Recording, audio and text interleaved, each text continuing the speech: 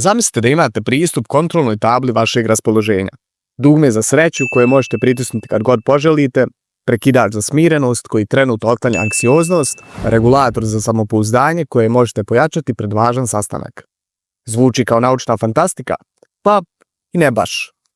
Ova kontrolna tabla već postoji u vašem tijelu i vjerovali ili ne, više od 90% njene moći skriveno je na mjestu na kojem nikada ne biste pomislili da je potražite. U vašim crijevima. Danas ćemo otkriti kako biohakovati serotonin i preuzeti kontrolu nad svojim raspoloženjem, bez lijekova, bez skupih tretmana, koristeći samo moć prirode i nauke. Ali, prije nego što vam otkrijem tajni recept za pokretanje vaše interne fabrike sreće da radi punom parom, moramo razumjeti kako ovaj fascinantni sistem uopšte funkcioniše. Sreća je u crijevima. Zamislite serotonin kao malog glasnika sreće, ali ovo nije običan poštar, nego je super brzi dostavljač koji juri kroz vaš nervni sistem brzinom od 100 metara u sekundi. Putujući kroz posebne moždane centre, serotonin šalje poruke blagostanja od malog mozga do kičmene moždine, kontrolišući sve od kvaliteta vašeg sna do apetita. A u crijevima živi čitava armija mikroskopskih bića, vaš mikrobiom. I ova mala stvorenja ne samo da proizvode serotonin, nego direktno komuniciraju sa vašim mozgom. Kada su crijeva uznemirena, misli su namutnije. Kada je mozak pod stresom, crijeva osjećaju nemir. A kada je jedan od ova dva sistema sretan, drugi prima poruke pozitive. Ova razmjena informacija odvija se kroz vagusni nerv, magistralu komunikacije između vaših crijeva i mozga. Što je veza kvalitetnija, informacije se prenose efikasnije i snažnija je proizvodnja serotonina. Istraživanja pokazuju da redovna stimulacija vagusnog nerva povećava proizvodnju serotonina za 40%, smanjuje upalne procese u tijelu i poboljšava mentalni fokus i bistrinu. Na kraju ovog videa sa vama ću podijeliti naučno zasnovane tehnike za poboljšanje funkcije vagusnog nerva, ali prije toga moramo malo detaljnije objasniti biohemijsku operaciju koja se odvija u crijevima. Na njenom čelu nalazi se glavni inženjer aminokiselina zvana L-triptofan. Što ga više imate u sistemu, vaša unutrašnja laboratorija sreće je efikasnija. Zajedno sa njim radi cijeli tim pomoćnika. Vitamin B6, supervizor koji nadgleda proizvodnju, vitamin D, kontrolor kvaliteta koji osigurava da sve radi kako treba, magnezijum, majstor za održavanje koji se brine o tome da je fabrika u top formi. Svaki put kad jedete vi zapravo regrutujete nove radnike za svoju fabriku sreće. Ali postoji kvaka. L-triptofan je pomalo izbirljiv šef. Ne voli gužu. Ako mu date previše konkurencije, odnosno drugih proteina, može ostati zaglavljen u redu na granici između krvi i mozga. Kada konzumiramo obrok koji je bogat proteinima, L-triptofan se takmiči sa još 5 velikih neutralnih aminokiselina, sve aminokiseline koriste isti transportni sistem i samo mali procenat uspijeva proći granicu i doći do mozga. Međutim, kada pojedemo ugljene hidrate bez proteina, tijelo oslobađa inzulin koji čisti put od drugih aminokiselina, ostavlja L-triptofan da samostalno koristi VIP prolaz i dramatično povećava njegovu šansu da stigne do mozga. Lagana užina bogata ugljenim hidratima 2-3 sata nakon posljednjeg obroka sa proteinima može dramatično djelovati na proizvodnju serotonina. Idealno vrijeme za ovaj obrok je oko 3 sata prije spavanja, a u njega možete uključiti bananu koja je prirodni izvor L-triptofana, med, brzi ugljeni hidrat i zobene pahuljice, složene ugljene hidrate. Time ćete osigurati da vaš VIP gost dobije ekskluzivni tretman koji zaslužuje. Sljedeći put kad krenete u kupovinu namirnica, napravite listu hrane za sreću u koju ćete dodati fermentisane namirnice koje pomažu razvoju dobrih bakterija u crijevima i koje podržavaju mentalno zdravlje, jogurt, kefir i kiseli kupus, zatim banane, zeleno listnato povrće i orašaste plodove, kao i ribu, piletinu i ćuretinu, kvalitetne izvore proteina koji su bogati L-triptofanom. Balans između dopamina i serotonina. Iako su dopamin i serotonin dva bliska rođaka, ovi neurotransmiteri drastično se razlikuju jedan od drugog. Dok je dopamin kao nestrpljivi trener koji galami na vas i traži još, serotonin je više kao mudri zen učitelj koji vam šapuće: imaš dovoljno, ti si dovoljan. Kad previše pojačamo dopaminski sistem kroz konstantnu jurnjavu za novim uzbuđenjima, prekomjerno korištenje društvenih mreža i binđovanje serija na Netflixu, naš mozak počinje da smanjuje osjetljivost na serotonin. Zato ljudi sa niskim nivom serotonina često ne mogu da se isključe uveče, stalno su u potrazi za nečim što će ih usrećiti i osjećaju se prazno čak i kada postignu svoje ciljeve. Za svaku aktivnost koja stimuliše dopamin, pokušajte upariti sa aktivnošću koja podiže serotonin. Na primjer, 30 minuta na društvenim mrežama uparite sa 30 minuta šetnje, 1 sat video igara sa satom kreativnog hobija ili 2 sata Netflixa sa 2 sata druženja uživo. Nauka potvrđuje da samo 7 dana balansiranja ovih neurotransmitera može poboljšati san za 60%, smanjiti anksioznost za 40% i povećati prirodni osjećaj zadovoljstva. Neprijatelji sreće. Kao što i svaki junak priče ima svoje neprijatelje, tako i serotonin ima svoje sabotere. Upoznajte glavne zlikovce koji se bore protiv vašeg opšteg blagostanja. Stres, odnosno kortizol, je poput bombardera koji ruši serotoninsku infrastrukturu.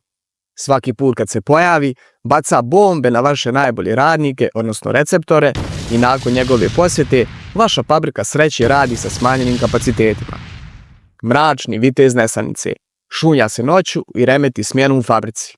Kad preuzme kontrolu, pati cijela proizvodnja, a bez dobrog sna, vaša fabrika sreće je u haosu. Svaka neprospavana noć stvara domino efekat koji obara sve sisteme sreće jedan za drugim i ostavlja vas zarobljene u začaranom krugu umora i nemira. Toksični šef, loša ishrana. Ovaj zlikovac zatrpava sistem lošim sirovinama, blokira dostavu ključnih sastojaka i stvara upalu koja usporava cijelu proizvodnju. Sa svakim novim lošim obrokom gradi sve veću toksičnu imperiju u crijevima, pretvarajući vašu fabriku sreće u zapušteno postrojenje kojem treba hitna detoksikacija. Masovni egzekutor, doktor antibiotik. Djeluje poput nemilosrdnog diktatora koji ne bira žrtve. U lovu na loše bakterije eliminiše i ključne saveznike, ostavlja pustoš u vašem mikrobiološkom carstvu, a nakon njegove čistke, fabrika sreće ostaje bez miliona vrijednih radnika. Ali, ne brinite, za svakog od ovih negativaca priroda nam je dala moćno oružje i u sljedećem dijelu ću vam pokazati kako da ga koristite. Prijatelji sreće. Postoje 4 ključna faktora koji direktno djeluju na proizvodnju i regulaciju serotonina u vašem tijelu. Svaki od njih ima naučno dokazan utjecaj na raspoloženje i opšte blagostanje. Sunčeva svjetlost. Izlazak sunca nije samo poetičan trenutak, već je signal vašem tijelu da pokrene fascinantnu kaskadu biohemijskih procesa. Kada prve sunčeve zrake dodaknu vašu kožu, aktivira se proizvodnja vitamina D, vaš unutrašnji sad se resetuje, a vaša fabrika serotonina dobija zeleno svjetlo. Za maksimalan efekat pratite sljedeći protokol. 10 do 20 minuta izlaganja suncu nakon buđenja, idealno vrijeme za to između 7 i 10 sati ujutru, bez naočala ili UV zaštite, ali nikako direktno gledanje u sunce. Fizička aktivnost. Naša tijela su dizajnirana na način da proizvode više serotonina kada smo fizički aktivni. Fizička aktivnost također inicira važne biohemijske procese. Mišići oslobađaju specijalne molekule miokine, mozak aktivira svoj protein rasta BDNF i povećava se broj prijemnika sreće, odnosno serotoninskih receptora. Naučno potvrđena formula za postizanje željenih efekata je sljedeća. 20 do 30 minuta dnevne fizičke aktivnosti, umjereni tempo koji vam prija, redovna vježba je važnija od intenziteta. Povremeni post.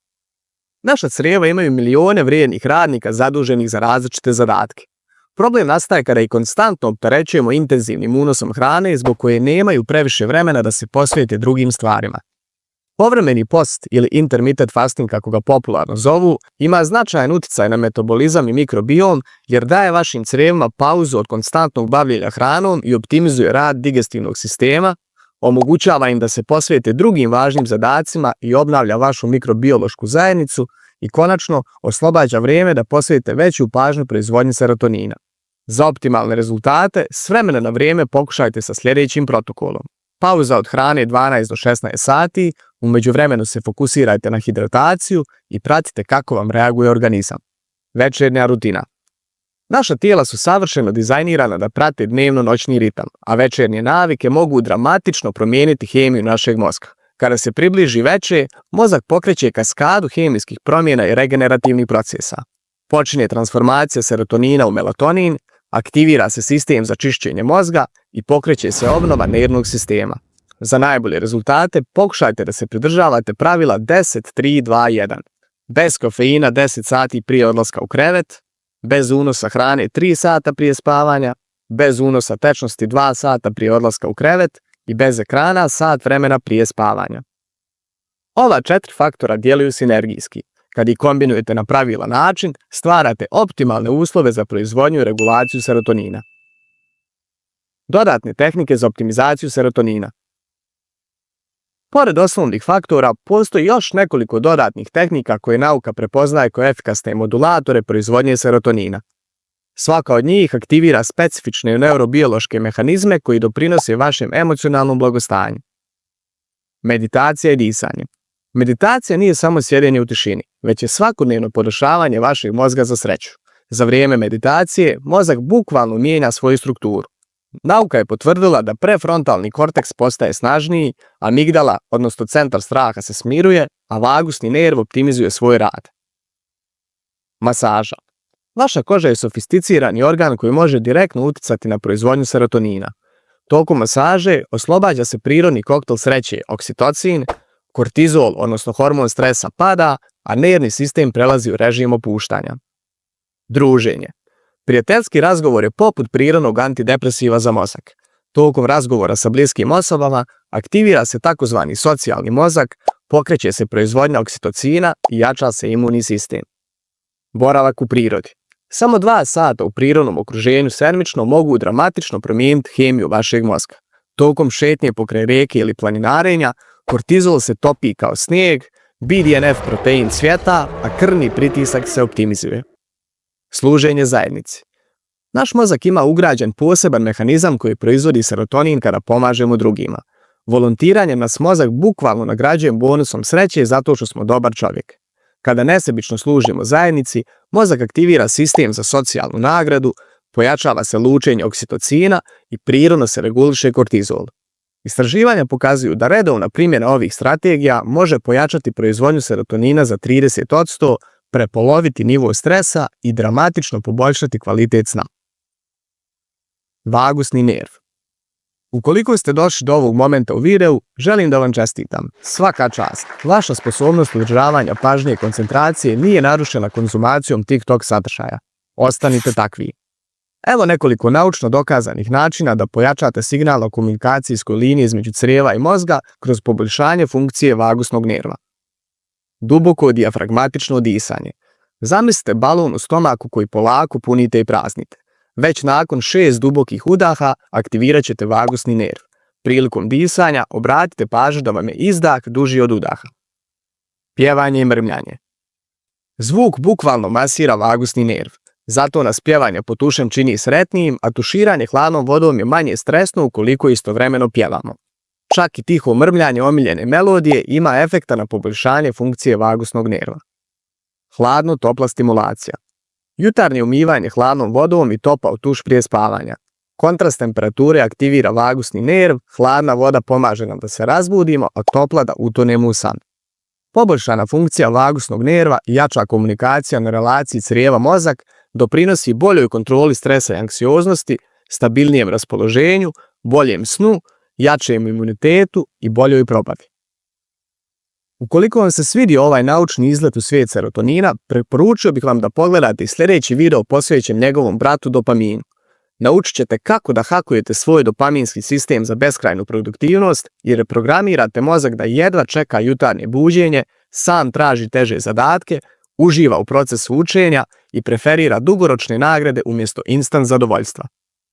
Do sljedećeg gledanja, pozdravlja vas kognitivni haker, saveznik u razvoju vašeg umnog potencijala.